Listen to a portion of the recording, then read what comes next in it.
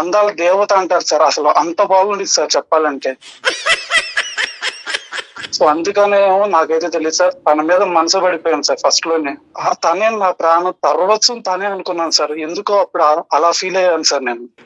So అందుకని చెప్పేసి తను లేకపోతే ఇక నా లైఫ్ లేదు అనే ఫీలింగ్ లోకి వెళ్ళిపోయాను సార్ నేను. అంటే నేను చాలా మంచోడిని కదా, నన్ను ఖచ్చితంగా యాక్సెప్ట్ చేసిద్ది అని అనుకున్నాను సార్ నేను అప్పుడు. కాదు, మంచోడు ఎక్కడ నీ నుదుటి మీద రాస్తుందా? నువ్వు మంచోడు అనేటటువంటిది ఆ అమ్మాయికి ఎలా తెలుస్తుంది యాక్సెప్ట్ చేయడానికి? లేదు సార్, ఒకసారి మా కాలేజీలో అడిగినా సరే మంచోడు ఎవరన్నా అంటే ఫస్ట్ నా పేరే చెప్తారు సార్. మంచోడు లిస్ట్ లో పైన నీదే ఉంటది. ఆ లిస్ట్ ఆవిడ చదివిందని గ్యారంటీ ఏంటి?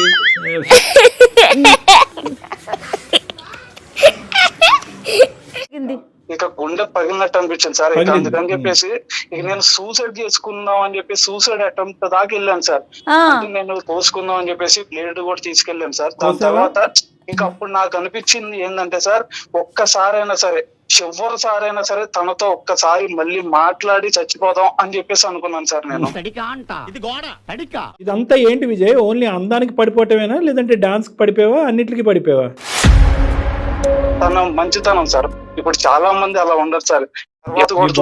బ్లాక్ మెయిల్ చేసావు, నువ్వు ప్రేమించలేదు, బ్లాక్ మెయిల్ చేసావు. కత్తి ఇక్కడ పెట్టుకుని నేను గోసేసుకుంటాను, ప్రేమిస్తావా అంటే సరేరా బాబు నువ్వు చచ్చిపోతే ఇష్టం లేదని చెప్పి ఒప్పుకుంది. నువ్వేంద్ర పానాలు పెట్టినావు? అట్లా నా కోసమే పుట్టింది కదా. ఒకవేళ నేను ఏదైనా ఖండించానంటే మళ్ళీ నా నుంచి ఏడ దూరం అయిపోయిద్దని బాధతో చెప్పలేకపోయింది సార్. అప్పుడు అట్లా ఉండే అమ్మాయిలు చాలా అరుదు సార్. ఏది రిజెక్ట్ చేసే బ్యాచా? ఇదంతా ఏంటి విజయ్? ఓన్లీ అందానికి పడిపోవటమేనా, లేదంటే డాన్స్ కి పడిపోయావా, అన్నిటికీ పడిపోయావా? తను నా కోసం పుట్టింది అనిపించింది సార్. అందుకనే సార్. ఎక్కడ రాసింది అది? నువ్వు మంచోడు అనేది ఎక్కడ రాసిందో చెప్పలేదు. నా కోసమే పుట్టిందని ఏ గ్రంథంలో రాసింది?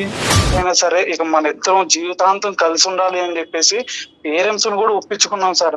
Very good. పెళ్లి కూడా అయిపోయింది సార్. పెళ్లి అయిపోయింది ఇప్పటికి 2 సంవత్సరాలు అవుతుంది సార్. ఎంత అమాయకంగా ఉన్నారండి మీరు. విజయ్ ఏంటి అసలు? నాకు ఈ రోజుల్లో ఇలా కూడా ఉన్నారా? కానీ ఎప్పుడు ఖండించలేదా? ఇది తప్పు, ఇది కరెక్ట్ కాదు, నాకు ఇది నచ్చట్లేదని ఎప్పుడు అడగలేదా తన్ని? తను నా కోసమే పుట్టింది కదా. ఒకవేళ నేను ఏదైనా ఖండించానంటే మళ్ళీ నా నుంచి ఏడ దూరం అయిపోయిద్దని బాధతో చెప్పలేకపోయింది సార్. అప్పుడు పిల్లం ఏది వండితే అది మూసుకొని తింటాం, కిందుండి నువ్వు వంకలు పెడతావా? ఈ కోసమే పుట్టడం ఏంటి, నువ్వు ఆమె కోసమే పుట్టడం ఏంటి, నేను మంచోడినని నీకు నువ్వే చెప్పుకోవటం ఏంటి? ఏంటమ్మా ఇదంతా? మరి ఇంత ఘోరం అండి. ఇతను పూజిస్తున్నాడు మేడం పువ్వులతో. ఓ అప్సరస, ఓ అందగత్తె, నా కోసం పుట్టి నీకు మించినట్టు. ఆ అమ్మాయికి అహంకారంతో 3, 4 కొమ్ములు వచ్చేసినాయి నెత్తి మీద.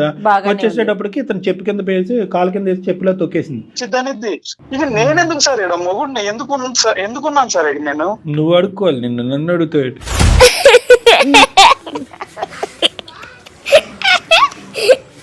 నీకు ఏం అనిపించలేదా? నువ్వు ముందు డ్రైవ్ చేయటం ఏంటి, వాళ్ళిద్దరు వెనకాల కూర్చోవటం ఏంటి? అతనికేమో డ్రైవింగ్ రాదండి సార్. డ్రైవింగ్ రాకపోతే కనుక అసలు ఆడు ఎందుకు కారులో? నీకు డ్రైవింగ్ బండి మీద వెళ్ళలేరా? నువ్వు నా పక్కన కూర్చో, ఆడు పక్కన వద్దు అని అడిగేవా నువ్వు? నా వీక్నెస్ అదే సార్. నేను దీని ద్వారా నీ కడుపు నిండింది, నా నోట్ చెల్లింది. అవును సార్. కాకపోతే ఒక్కటి సార్, నేను అడగాలంటే నాకు భయం అవుతుంది సార్. ఎందుకంటే నన్ను వదిలేసిద్దామని భయం అవుతుంది సార్ నాకు. ఓరే అమ్మా, దుంకి చచ్చిపోమంటావు మమ్మల్ని? అలా లేదు మేడం, నాకు గుండె పగులుతున్నట్టు అనిపిస్తున్నాను రోజు. నా వల్ల కావట్లేదు మేడం. సార్ నేను గనక క్వశ్చన్ చేస్తే మళ్ళీ నా బంగారం ఏడ బాధపడితే నాకు భయం సార్. బంగారం కాదయ్యా, వెండయ్యా, ఏమది చెక్క? అది కాకి బంగారం రా నాయన. ఏం బంగారం అది? కాదు డాక్టర్ గారు, ఇంత జరుగుతున్నప్పుడు ఆయన అమ్మాయిని నిలదీయొద్దండి. తను నన్ను ఏడ వదిలేసిద్దానే భయం ఒకటి వస్తుంది సార్ నాకు. నువ్వు ఫస్ట్ ఆ భయం తీస్తేనే మేము మాట్లాడతాం. నువ్వు మానసికంగా ఆ భయాన్ని తీయకపోతే కనుక ఆ అమ్మాయిని మార్చడం చాలా కష్టం. ఈ అబ్బాయి బయటికి వెళ్ళి ఉద్యోగం ఎలా చేస్తున్నాడు కళ్యాణ్ గారు? ఎందుకంటే ఎంత అమాయకంగా, ఇంత ప్రేమలో ఇంకో లెవెల్ మేడం. పిచ్చి ప్రేమ, అభద్రత, ఇదంతా ఇన్సెక్యూరిటీ. ఇప్పుడు ఏంటంటే నిలదీస్తే పారిపోద్దేమో అనే భయం. అది ఎట్లా సార్? తుమ్మిదే ఊడిపోయే ముక్కుతో ఎన్ని రోజులు ఉంటాం? అందుగురించి అతను మార్చుకోమంటే. హలో